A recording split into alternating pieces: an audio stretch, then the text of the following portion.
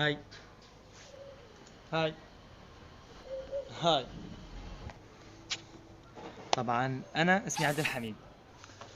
طبعا عندي قناة على اليوتيوب اسمها حميد تلسكوب.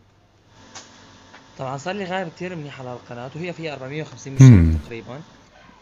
طبعا بداية السنة الجديدة 2024 رح يكون في كتير فيديوهات حماسية وحلوة وجديدة ان شاء الله. طبعا سبب رجعتي هو كل تعليقاتكم الكتيرة وسؤالكم عن سبب اختفائي وين اني ما عاد بينت مثل تقول التعليقات. طيب شو سبب اختفائك يا عبدو؟ هلا هو اللي متعارف عليه لكم انه الوضع السيء، بس هو مو هيك قطعا.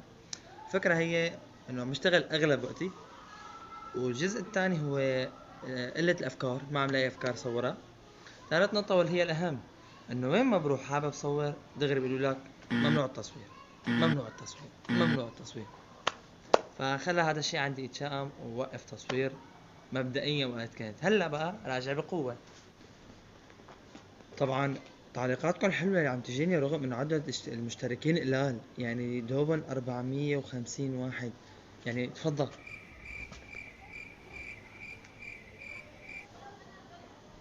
طيب يا عبدو، لقيت افكار هلا ترجع تصورها بالسنة الجديدة؟ بصراحة لا،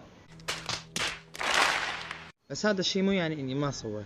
فراجع ببداية رجعة، فيديو رجعة، وانطلق في المسيرة واشوف ايش حيجيني افكار. طبعا بعد تفكير طويل كتير لقيت حلمي ما عم يستناني، لازم انا اركض له. حلمي موجود، انا لازم اركض لحلمي. فقررت اني ارجع اصور وشوف ربكم شو حيكرمني. طبعا انا علي اصور افكار بلاقيها، وانتو عليكم الباقي تزيدوا عدد اللي تابعي. وطبعا اني حط ارجع حجج لسافر بصور لاعمل بساوي، وحط الف علة وعلة ما لحسابي. طبعا اختفائي هاي المدة كلها اعطاني شغلة واحدة مفيدة، وهو اني انا درست جرافيك ديزاين.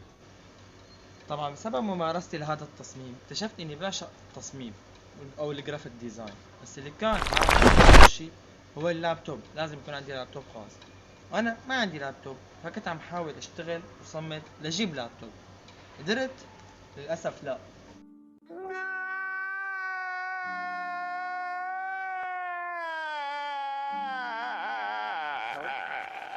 فشلت فشل ذريع. فصفنت هيك، ليش ما ارجع يوتيوب؟ الشيء اللي امكانياته موجودة عندي، وشيء انا بحبه، وشيء عندي افكار إله ومبدع فيه فيكم تقولوا رغم قلة إمكانياتي. فقلت ليش ما برجع بصور وبخلي عدد متابعين يزيد، وبسافر بحقق أحلامي، بجيب لابتوب، بصير يوتيوبر ومصمم بنفس الوقت، بشتغل على كل أحلامي هيك سوا. بس لازم الحق واحد واحد. تلخيص للكلام وللغيبة كلها، قلت اني ما حيأس او افشل نهائيا.